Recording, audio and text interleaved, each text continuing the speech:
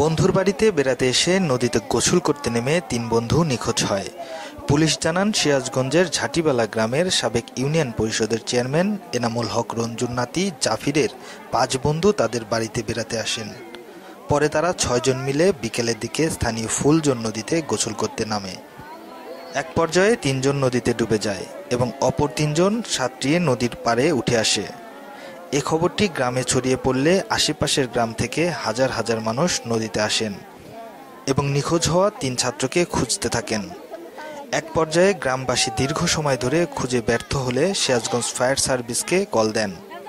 এরপর রাজশাহী থেকে fire service expert ডুবুরি দলের সদস্যরা আসেন এবং দীর্ঘ সময় ধরে পানিতে খোঁজাখুঁজির পর ৩টি মরদেহ উদ্ধার করতে সক্ষম হন। এ সময় ফায়ার সার্ভিসের কর্মকর্তা বলেন, নদীর পানির গভীরতা ২৫ থেকে ৩০ ফুট হওয়ায় নিখোঁজদের সন্ধান পেতে একটু বেগ পেতে হয়েছে। উদ্ধারকৃত শিক্ষার্থীরা হলেন সিরাজগঞ্জ শহরের মাসুমপুর মহল্লার ইমরুল হাসান সোহেলের ছেলে সার্জিল ও বাহিরগোলা ঘোষপাড়া মহল্লার মৃত বিশ্বজিতের ছেলে কৃষ্ণ। তারা সবাই সিরাজগঞ্জ জেলার কালেক্টর স্কুল অ্যান্ড কলেজের ৯ম শ্রেণীর শিক্ষার্থী। এই মর্মান্তিক দুর্ঘটনায় পুরো এলাকায় শোকের ছায়া নেমে এসেছে। বিশেষ করে নিহত শিক্ষার্থীদের পরিবারে চলছে শোকের মাতম। তাদের অকাল মৃত্যুতে সহপাঠী, শিক্ষক ও এলাকাবাসী গভীর শোক প্রকাশ করেছেন। এ ধরনের দুর্ঘটনা এড়াতে স্থানীয় প্রশাসন ও অভিভাবকদের আরও সচেতন হওয়ার আহ্বান জানিয়েছেন সংশ্লিষ্টরা। সিরাজগঞ্জের কামারখন থেকে দি সার্চ।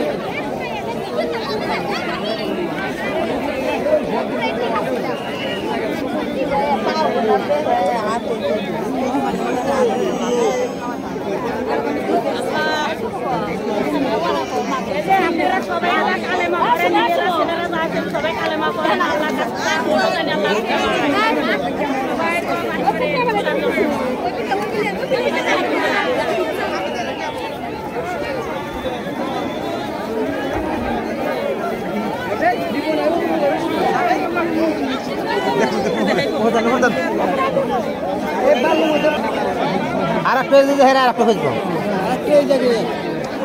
এই কক্সায় আছে।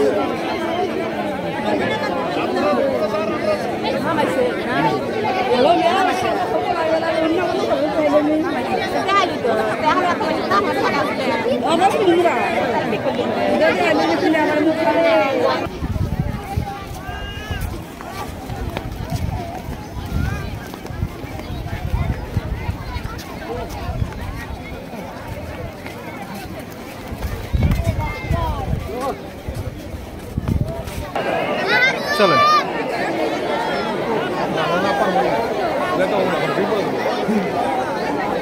চলেন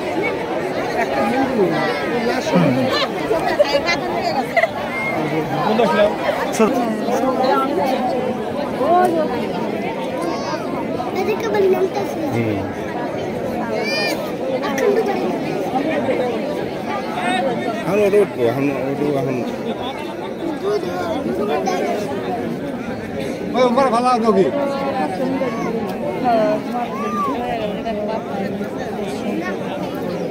বুঝলে বসছো না শীতের দিন যে গরম হইলে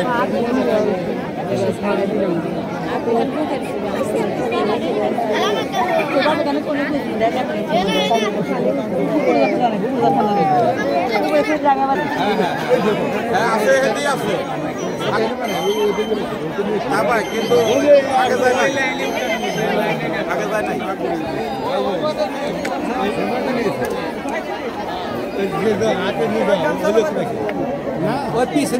গালা করলে ধর পাশে হাত ধরে কাজ করতে হয় সমাবেশ কম